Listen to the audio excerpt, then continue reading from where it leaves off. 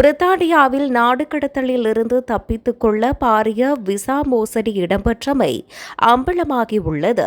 பிரித்தானியாவில் இருந்து நாடு கடத்தப்படுவதை தவிர்க்க போலி வேலைவாய்ப்புகளை உருவாக்கி முன்னெடுக்கப்படும் ஒரு பாரிய கருப்பு சந்தை விசா மோசடி தற்போது அம்பலமாகியுள்ளது.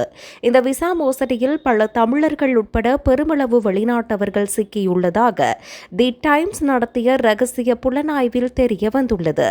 இந்த போலி விசா மோசடி ஒவ்வொருவரும் 20,000 பவுண்டுகள் வரை செலுத்துவதாக தெரிய வந்த நிலையில் அவர்களை கண்டுபிடித்து உடனடியாக நாடு கடத்த நடவடிக்கை எடுக்கப்பட்டுள்ளதாக பிரித்தானிய உள்துறை அலுவலகம் தெரிவித்துள்ளது. உள்நாட்டில் உள்ள அங்கீகரிக்கப்பட்ட நிறுவனங்களின் பெயரில் வேலைகளுக்கான ஸ்பான்சர்ஷிப் சட்டவிரோத ஏஜென்ட்டுகளால் விற்பனை செய்யப்படுகின்றன. காகிதத்தில் இவை உண்மையான வேலை ஒப்பந்தங்கள், சம்பள பட்டியல்கள் மற்றும் வரி ஆவணங்களை கொண்டிருந்தாலும் நடைமுறையில் அப்படி ஒரு வேலையே அங்கு இருப்பதில்லை. இந்த மோசடியில் ஈடுபடுவோர் ஒவ்வொரு முறை கூட அந்த அலுவலகத்திற்கு செல்வதில்லை என்பதுதான் அதிர்ச்சியான உண்மை. இந்த விசாவை பெறுபவர்கள் தங்களுக்கு வழங்கப்படுவது போல காட்டப்படும் சம்பளத்தை மீண்டும் முதலாளிகளிடமே திருப்பிக் கொடுக்க வேண்டியுள்ளது.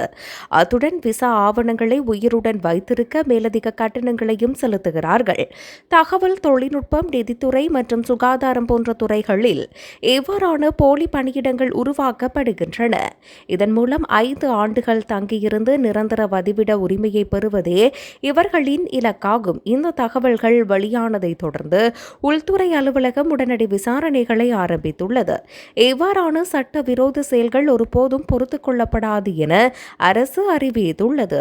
ஏற்கனவே 2025ஆம் ஆண்டில் விசா விண்ணப்பங்களின் எண்ணிக்கை 1,00,000 குறைந்துள்ள நிலையில் விதிகளை மீறும் நிறுவனங்களின் உரிமங்கள் அதிரடியாக ரத்து செய்யப்பட்டு வருகின்றமை குறிப்பிடத்தக்கது.